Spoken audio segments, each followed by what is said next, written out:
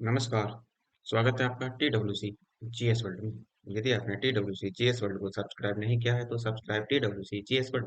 हम अपने सामान्य विज्ञान के तहत जो हमारा घटना चक्र वाला सामान्य विज्ञान की पुस्तक चल रही है, उसके तहत हम अपने जीव विज्ञान को पूर्ण करने का यहाँ पर प्रयास कर रहे हैं। और इसी के क्रम में आज आपका ये लेक्चर नंबर 10 होगा। और देखो, लेक्चर 9 तक आपके ऑलरेडी अपलोड कर दिए गए हैं और उसकी पीडीएफ भी आपको टेलीग्राम पर मिल जाएगी। लेक्चर वन बाय वन आपको की पीडीएफ आपको वहां पर टेलीग्राम में मिल जाएगी। यदि आपने टेलीग्राम को ज्वाइन नहीं कर रखा है तो डिस्क्रिप्शन में लिंक दिया हुआ है टेलीग्राम को, तो वहां से आप टेलीग्राम ज्वाइन कर लेना। और आज हम लेक्चर नंबर 10 के तहत देखेंगे श्वसन तंत्र। और श्वसन तंत्र क्या होता है? अब वो भी किसका श्वसन तंत्र? मनुष्य का। ज्यादातर मानव श्वसन तंत्र से ही सवाल बनते हैं और मानव श्वसन तंत्र के बारे में ही हमें यहाँ पर अच्छा खासा पढ़ना भी है। तो लेक्चर आपका थोड़ा छोटा ही होगा क्योंकि इसमें सवाल ही कम है और कॉन्सेप्ट भी इसको छोटा सा दिया है। घटना चक्कर में तो देखो छोटा सा ही दिया है, लेकिन मैं आपको यहाँ पर थोड़ा सा और एक्स्ट्रा बताने का इसी में प्रयास करूंगा। तो स्टार्ट करेंगे हम अपना। लेकिन देखो, ये जो आपका वीडियो होगा ये आपका UPSC, UPPSC, BO, RO, ARO और आयोग के जितने भी अदर कॉम्पिटेटिव एग्जाम होते हैं सभी के लिए यूजफुल होने वाला है। तो स्टार्ट करते हैं हम अपनी श्वसन तंत्र से। आपको श्वसन तंत्र होता क्या है? भाई, यदि सबसे पहले देखा जाए कि श्वसन तंत्र क्या होता है, श्वसन तंत्र वो होता है जिसके द्वारा हम सांस लेते हैं, वही आपका श्वसन तंत्र में आते हैं। और श्वसन तंत्र में कौन कौन शामिल होता है? इसमें देखो, नासिका शामिल होती है, इसमें नासा मार्ग शामिल होता है, नासा अर्थात नाक। और जो नासा वाला मार्ग होता है, नाक का मार्ग होता है उससे। फिर उसके बाद में आपकी ग्रासनी आती है। फिर आप लैरिक्स देखते हैं, लैरिक्स या स्वर यंत्र को देखते हैं। फिर आपका ट्रैकिया आता है, गले में जो होता है ट्रैकिया। फिर ब्राकिया आता है और उसके बाद में ब्राकियोलिस। और फिर जब जाकर वायु जो होती है, वायु जब जाकर फेफड़ों तक वहां पर पहुंचती है। ये आप पूरी तरीके से ध्यान रखना। कभी कभी क्या होता है कि इनका क्रम पूछ लेता है वो लगाने के लिए कि लगाइए क्रम, श्वसन तंत्र का क्रम किस तरह से होगा, अवरोही क्रम या आरोही क्रम किस प्रकार से होगा, वो आपको यहाँ पर देखना है। तो ध्यान रखना है, नासिका आएगी, नासिका मार्ग आएगा, ग्रसनी आएगी, लैरिक्स या स्वरयंत्र आएगा, ट्रैकिया आएगा, ब्रैकिया आएगा और ब्राकियोलियंस आएंगे। और उसके बाद में सबसे लास्ट में नंबर आता है आपके फेफड़ों का। तो फेफड़ों के द्वारा ही क्या होता है? श्वसन होता है। लास्ट ये क्या है, यहाँ पर आकर ही श्वसन की प्रक्रिया समाप्त होती है।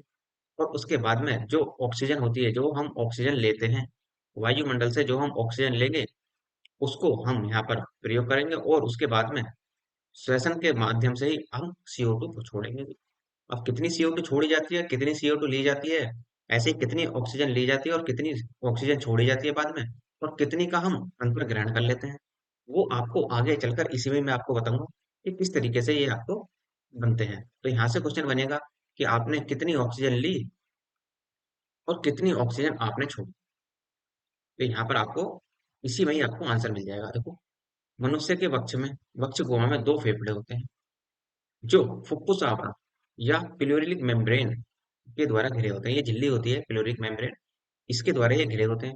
और मनुष्य का दायां फेफड़ा जो होता है, बाएं फेफड़े से कुछ बड़ा और चौड़ा होता है। ये ध्यान रखना कि जो दायां फेफड़ा है आपका, वो बाएं फेफड़े से कुछ बड़ा होगा और चौड़ा भी होगा और लंबाई में कुछ छोटा होता है। लेकिन ये ध्यान रखेंगे कि दायां फेफड़ा जो होगा बाएं फेफड़े से कुछ तो बड़ा होगा और चौड़ा भी होगा, लेकिन लंबाई में छोटा होगा।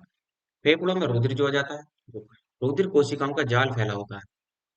प्रत्येक फेफड़े में लगभग 15 करोड़ वायु कोष्ठक होते हैं, जिसमें श्वास की वायु तथा रुधिर के बीच गैसीय विनिमय होता है।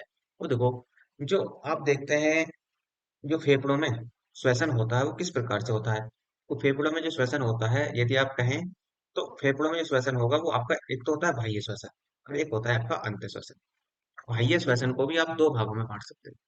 बाह्य श्वसन, एक होता है आपका श्वासोच्छ्वास श्वसन, श्वासोच्छ्वास श्वसन। एक तो ये होता है श्वासोच्छ्वास श्वसन होता है। एक होता है आपका गैसों द्वारा विनिमय। बाह्य श्वसन में ये आपका गैसों द्वारा विनिमय होता है, ये आपका होगा। तो श्वासोच्छ्वास में क्या होता है, निश्चित दर से वायु भरी जाती है फेफड़ों में और निकाली जाती है। यदि हम इसी निश्चित दर से फेफड़ों में वायु को भर रहे हैं और वहां से वायु निकाली जा रही है तो उसी को हम क्या कहते हैं? श्वासोच्छ्वास शासन कहते हैं। और यदि हम फेफड़ों के अंदर श्वसन कर देखते हैं, फेफड़ों के अंदर जो श्वसन देखते हैं वो गैसों के विनिमय के माध्यम से होता है। ये थोड़ा सा ध्यान रखने वाली बात है कि गैसों के विनिमय से जो होता है वो फेफड़ों के आंतरिक भाग में होता है। इसी में ही, इसी आंतरिक भाग में क्या होता है, जो हम ऑक्सीजन लेते हैं वायुमंडल से, ऑक्सीजन हमने कितनी ली, कितनी लेते हैं हम? 21%। लेकिन छोड़ कितने देते हैं? 17% बाहर छोड़ देते हैं। इसका मतलब कितनी ऑक्सीजन को हम यूज कर रहे हैं? केवल 5%। 5% हम ऑक्सीजन को यूज करते हैं, बाकी ऑक्सीजन को हम फिर से बाहर निकाल देते हैं एक श्वसन की क्रिया में। उसके बाद में आप CO2 भी लेते हैं साथ साथ। तो कार्बन डाइऑक्साइड भी ली जाती है, और कार्बन डाइऑक्साइड कितनी ली जाती है? ये ली जाती है 0.003%। इतनी कार्बन डाइऑक्साइड ली जाएगी, लेकिन छोड़ी कितनी जाएगी? छोड़ी जाती है कार्बन डाइऑक्साइड 4% मनुष्य के द्वारा। अभी कार्बन डाइऑक्साइड किसके लिए लाभदायक होती है? ये पेड़ पौधों के लिए लाभदायक होती है। ऑक्सीजन किसके लिए? वो मानव के लिए लाभदायक होती है। कुछ और भी देखो इसमें। यदि हम देखें N2, वायुमंडल में नाइट्रोजन कितनी है? 78%। लेकिन हम लेते कितने हैं उसको? जो हम लेते हैं, एक तरीके से देखें, उसको भी हम 78% ही ग्रहण करते हैं, लेकिन छोड़ते कितने हैं? 78%। इसका मतलब क्या है? इसका मतलब यह है कि नाइट्रोजन का हमारे शरीर में कोई रोल नहीं है। जितनी ले ली गई वायुमंडल द्वारा, उतनी ही हम वहां पर छोड़ देते हैं। तो यहाँ पर वायुमंडल का कोई रोल आपको दिखाई नहीं देगा। दूसरा होता है जल वाष्प। जल वाष्प भी तो लेते हैं हम सांस के द्वारा, और जल वाष्प लेते हैं तो देखो, ये ध्यान रखना है कि कम मात्रा में जल वाष्प लेते हैं और निकालते कितने हैं? अधिक मात्रा में जल वाष्प निकाली जाती है। तो 4-5 पॉइंट यहाँ से बनते हैं। ऑक्सीजन 21% होती है, 21% ली, कितनी यूज करी? 5%। कितनी बाहर निकाली? 17%। ऑक्सीजन कितनी होती है? 0.003%। CO2 ये होती है, लेकिन बाहर कितनी निकाली है फेफड़ों द्वारा? 4%।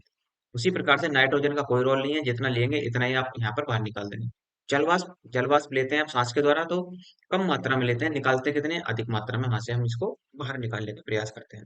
तो ये तो हो गया आपका क्या, ये जो गैसों के परिवहन के द्वारा ही यहाँ पर श्वसन हो जाता है। अब देखो, फेफड़ों या फुफ्फुस द्वारा गैसों का आदान प्रदान होता है। यह मानव सहित समस्त स्तनधारियों के श्वसन तंत्र का सबसे महत्वपूर्ण अंग है। इसलिए फुफ्फुसीय धमनी या फुफ्फुसीय श्वसन इसे कहते हैं। श्वसन एक जैविक प्रक्रिया है, जिसमें अंतःश्वसन तथा उच्छ्वास क्रियाओं के द्वारा दौरान वायुमंडल में उपस्थित प्रमुख गैसें, जैसे आपकी नाइट्रोजन, ऑक्सीजन, कार्बन डाइऑक्साइड, जल वाष्प आदि प्रयुक्त होते हैं। अभी आपको बताया नाइट्रोजन जितनी लेंगे इतनी बाहर निकाल देंगे। ऑक्सीजन 21% को हमने एब्जॉर्ब किया है, तो 17% बाहर निकालेंगे। कार्बन डाइऑक्साइड को 0.003% लिया है, तो 4% बाहर निकालेंगे। जल वाष्प को कम मात्रा में लेंगे, लेकिन निकालेंगे कितना? अधिक मात्रा में यहाँ से बाहर निकालेंगे। इन क्रियाओं में क्या होता है? अंतःश्वसन या उच्छ्वास श्वसन होता है। के दौरान सामान्य नाइट्रोजन की मात्रा अपरिवर्तित रहती है। ये आप देखो, तो क्योंकि जितनी नाइट्रोजन ली है इतनी बाहर निकाल दी, तो वहां पर क्या, नाइट्रोजन की मात्रा अपरिवर्तित रही। मानव शरीर में ऑक्सीजन अंतः श्वसन द्वारा फेफड़ों तक पहुंचती है। फेफड़ों में ही वायु कोष्ठक होते हैं, जो रुधिर कोशिकाओं द्वारा घिरे रहते हैं। इन कोशिकाओं में ऑक्सीजन वायु कोष्ठक से प्रवेश कर जाती है, तथा CO2 विपरीत दिशा में गति कर जाती है। लाल रुधिर कणिकाएं, अर्थात जिन्हें हम RBC बोलते हैं, में मौजूद हीमोग्लोबिन प्रोटीन ऑक्सीजन के वाहक का कार्य करती हैं, और इसे शरीर के विभिन्न अंगों तथा ऊतकों तक पहुंचाने का कार्य करती हैं। इसका मतलब देखो, जो हमने वायु ली है, और वायु जो है वो वायु कोष्ठकों के द्वारा विभिन्न शरीर के विभिन्न अंगों में पहुंचेगी, लेकिन वो किसके द्वारा पहुंचेगी? आरबीसी में उपस्थित हीमोग्लोबिन। आरबीसी में उपस्थित हीमोग्लोबिन के कारण ही शरीर के विभिन्न भागों में ऑक्सीजन पहुंचती है। इतना आपको बस ध्यान रखना है। और सामान्यतः एक स्वस्थ मनुष्य में हीमोग्लोबिन की मात्रा औसतन 15 ग्राम होती है प्रति 100 ml रुधिर में। यदि आप 100 ml रुधिर पंप हो रहा है, तो वहां पर कितने ग्राम हीमोग्लोबिन की आवश्यकता होगी? तो 15 ग्राम की। और 1 ग्राम हीमोग्लोबिन में लगभग 1.3 ml ऑक्सीजन बंधी होती है। तो पूछ सकता है कि, ये सीधा सीधा पूछ सकता है कि 100 ml रुधिर में कितनी ऑक्सीजन होती है? तो 100 ml रुधिर में, अब आप देखो, जब 100 ml रुधिर में क्या होता है, औसतन कितनी हीमोग्लोबिन होती है? 15 ग्राम। अब वो पूछ रहा है ऑक्सीजन, तो इसमें क्या करेंगे, 15 में और 1.34 की आप मल्टीप्लाई कर दें, जो भी निकल कर आएगा वही इसमें ऑक्सीजन आ जाएगी 100 ml की। तो कभी कभी क्वेश्चन बना देता है वो। इस प्रकार 100 ml रुधिर में हीमोग्लोबिन में लगभग 100 मिलीलीटर ऑक्सीजन बंधी होती है। कार्बन मोनोऑक्साइड अर्थात CO, कार्बन मोनोऑक्साइड का हीमोग्लोबिन के प्रति आकर्षण ऑक्सीजन की तुलना में 250 गुना ज्यादा होता है। अब देखो, 250 गुना क्या, जो कार्बन मोनोऑक्साइड होती है, देखो ये बहुत ही ज्यादा खतरनाक गैस होती है। सर्वाधिक खतरनाक गैस मानो कह लें तो यही होती है। और कहाँ से निकलती है? जो हम बाइक वगैरह यूज करते हैं, बाइक का धुआं या मोटर वाहन का धुआं, जितने भी होते हैं, इनमें सभी में CO होती है। और ये हीमोग्लोबिन को बहुत तेजी के साथ नष्ट करती है। आप देख रहे हैं, ऑक्सीजन से कितना गुना अधिक क्रियाशील करती है? ये 250 गुना अधिक क्रियाशील होती है, जिसके कारण क्या होती है? फेफड़ों में प्रॉब्लम खड़ी कर देती है जाकर। तो यह रक्त के हीमोग्लोबिन से जुड़कर कार्बोक्सिल हीमोग्लोबिन बनाती है अर्थात HbCO बनाती है।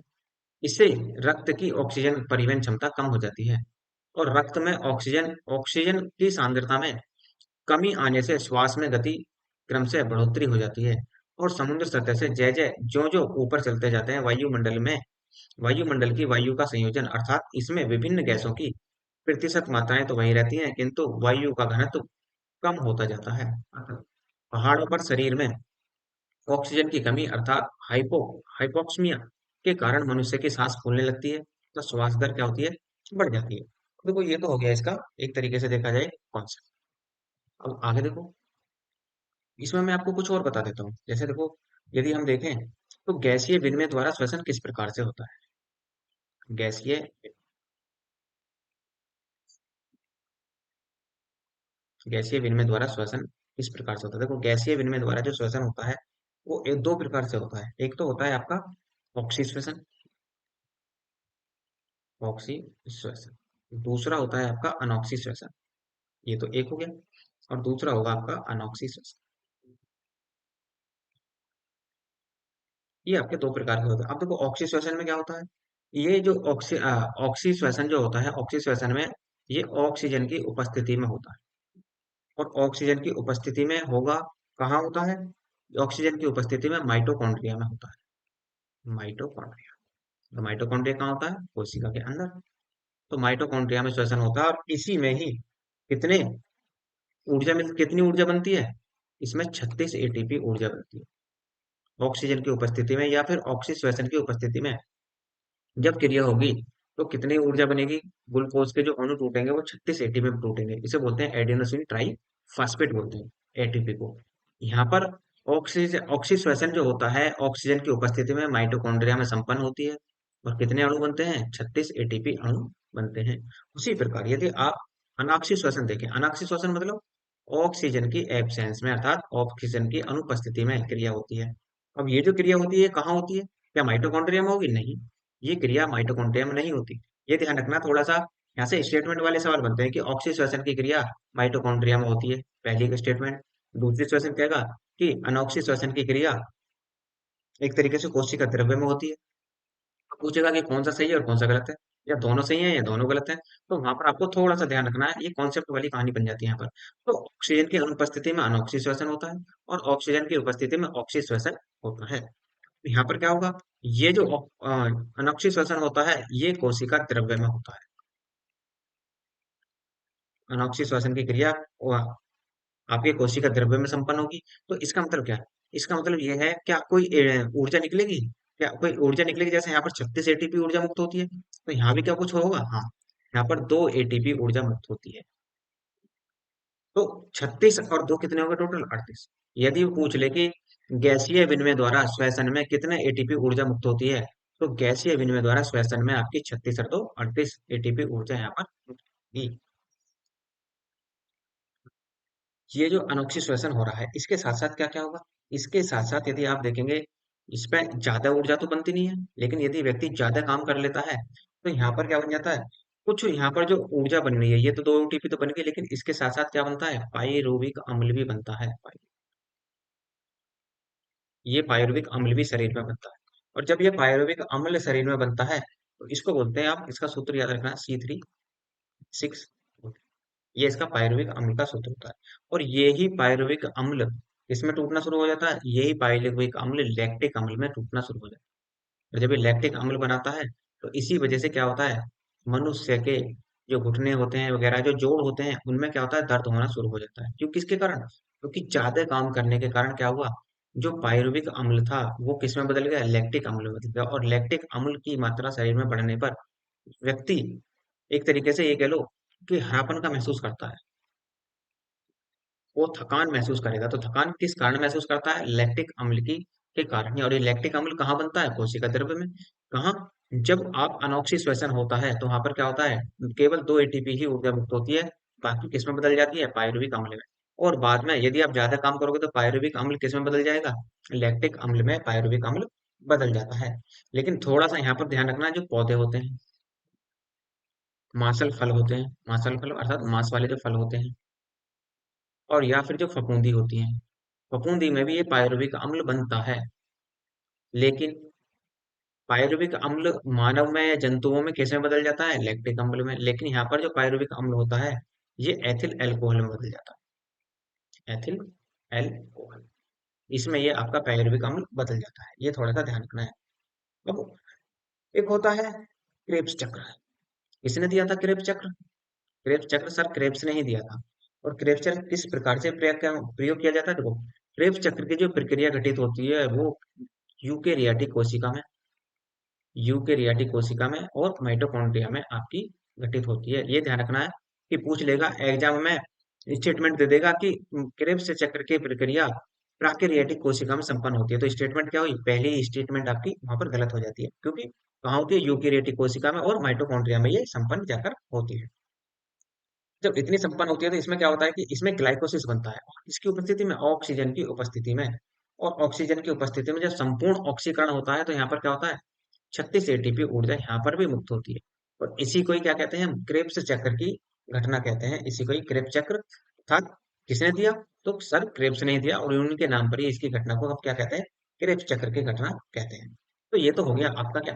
ये हो गया आपका पूरी तरीके से गैसीय विनिमय, या फिर आप श्वसन तंत्र भी आप इसको कह सकते हैं। ठीक। अब जरा इसके क्वेश्चन देख लेते हैं कि क्वेश्चन किस प्रकार से बनते हैं, वो आगे लेकर बढ़ते हैं। जैसे स्तनधारियों में श्वसन होता है, तो स्तनधारियों में श्वसन किस प्रकार होता है? अभी पीछे बताया कि फुफ्फुस या फेफड़ों द्वारा होता है, जितने भी स्तनधारी होते हैं। तो स्तनधारियों में जो श्वसन होगा वो फुफ्फुस या फेफड़ों द्वारा होता है। स्तनधारियों या स्तनपायी जीव प्राणी जगत के एक समूह को कहते हैं जो कि अपने नवजात शिशुओं को दूध पिलाते हैं। इन नर एवं मादा दोनों में स्तन ग्रंथियां पाई जाती हैं, परंतु मादा की स्तन ग्रंथि अत्यंत विकसित होती है। ये कशेरुक प्राणी मुख्यतः फेफड़े द्वारा श्वसन करते हैं। श्वसन क्रिया में वायु के कौन कौन से घटक में की मात्रा में कोई परिवर्तन नहीं होता? अब देखो, कार्बन डाइऑक्साइड में परिवर्तन हो रहा था, 0.03% ले रहे थे हम, निकाली कितनी थी? 4%। लगभग 4% हमने निकाल दी थी वहां पर।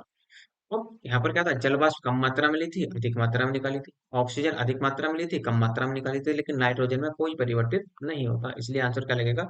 डी इसका आंसर होगा। श्वसन क्रिया एक जैविक क्रिया है जिसमें वायुमंडल से अंतःश्वास क्रिया में लगभग 78% नाइट्रोजन, 20% ऑक्सीजन, 0.03% आपके कार्बन डाइऑक्साइड, CO2 और 0.5% जल वाष्प या सूक्ष्म मात्रा में हीलियम, आर्गन, नियोन गैस होती है। जो मैंने आपको चार बताई है: ऑक्सीजन, CO2, जल वाष्प H2O, और आपका एक N2 नाइट्रोजन। इन्हीं चारों को याद रखना, इन्हीं से ही सवाल ज्यादातर बनते भी हैं। उच्छ्वास क्रिया में नाइट्रोजन की मात्रा लगभग 78%, ऑक्सीजन की मात्रा लगभग 15.7% और कार्बन डाइऑक्साइड की मात्रा 3.6% तथा जल वाष्प की मात्रा 6.2% बाहर निष्कासित होती है। इस प्रकार श्वसन क्रिया में नाइट्रोजन की मात्रा क्या रहती है? अपरिवर्तित ही रहती है। मानव शरीर में ऑक्सीजन का अभिगमन होता है, तो मानव शरीर में ऑक्सीजन का जो अभिगमन होता है देखो किस प्रकार से होगा। हाँ, सबसे पहले वो कहाँ आएगा? जब ऑक्सीजन का अभिगमन होगा तो फेफड़ों के द्वारा होगा। फेफड़ों के द्वारा ही तो रक्त में क्या होता है? ऑक्सीजन का फ्लो कराया जाता है। तो सबसे पहले कहाँ होगा? वो फेफड़ों द्वारा। इसका मतलब पहली कंडीशन किसकी बनेगी? दो आएगा। पहला दो आएगा। अब आप देखो पहला दो कहाँ है? तो आप ए को भी हटा दो, बी को भी हटा दो, डी को भी हटा दो, तो आंसर तो देखो डायरेक्ट मिल गया। उसके बाद में क्या होगा? रक्त के द्वारा। फिर क्या होगा? रक्त के द्वारा। और ऑक्सीजन कहाँ पहुंचेगी? समस्त ऊतकों तक पहुंचेगी। दो एक तीन, इस प्रकार आंसर लगेगा। तो मानव शरीर में ऑक्सीजन अंतः श्वास के द्वारा फेफड़ों तक पहुंचती है। फेफड़ों में ही वायु कोष्ठक पाए जाते हैं जो रुधिर कोशिकाओं के द्वारा घिरे रहते हैं। इन कोशिकाओं में ऑक्सीजन वायु कोष्ठ से प्रवेश कर जाती है तथा CO2 विपरीत दिशा में गति कर जाती है।